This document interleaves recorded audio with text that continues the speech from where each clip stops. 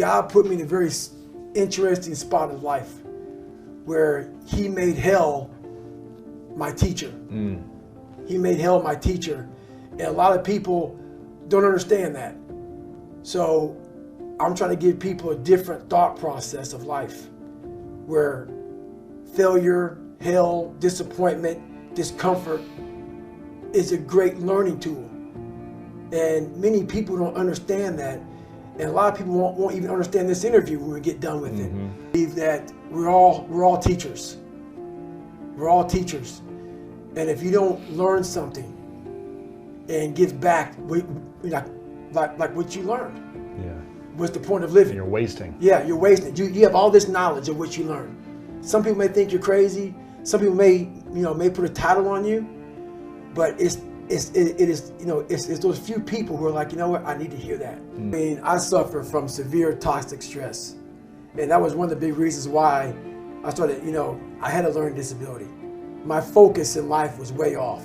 I was afraid. I was afraid of everything. And when you have that kind of foundation growing up, and that's where you start life at, is being beat, being abused, and also working all nights at a skating rink, not going to school, and you have a guy who's an alcoholic, and the second he got drunk, he got mad. I didn't care about my brother, I didn't care about me, but I saw this woman go from Mary Poppins, the sweetest person on the planet Earth. And when you see your mom start to transform to a shell, to a person whose face becomes stoic, a person who has no emotion, and that changes a kid. Yeah. And when you're young and you have to grow up so fast. So by 8 years old, my mind was of us 40-year-olds at 8.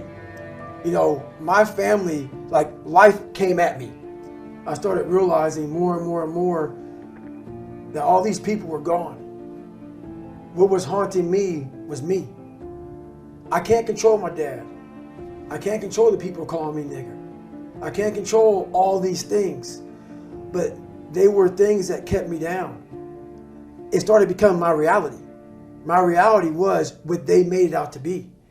And I became the most important conversation you'll ever have with your life, in your life, is when you have yourself. And my conversation was absolutely horrifying. But what I did as a young kid is I observed everybody. I wasn't really smart in the books, but I was real smart when it came to life.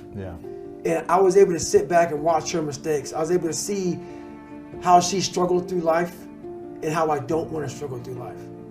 And I was able to see she never picked me up. The biggest thing she did for me, and this is the honest to God truth, and she doesn't even know she did it. When I would bust my ass, when I would fail, when I was at the bottom of the sewer, she never picked me up. She never gave me that cookie and said, hey son, it's gonna be okay.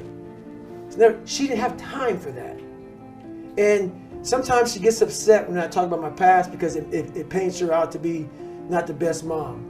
If I had any kind of mom in that kind of environment, I would have never made it. Because she forced me, for whatever reason, she forced me to, you better figure this out or you're gonna be a statistic. Wow. And this is something that she didn't sit down and tell me. I realized this. This is the world that is in front of me. And what most people do is they see this world and they look at it as an excuse to get out of it. I started looking at it as this is the ultimate training ground for the rest of my life.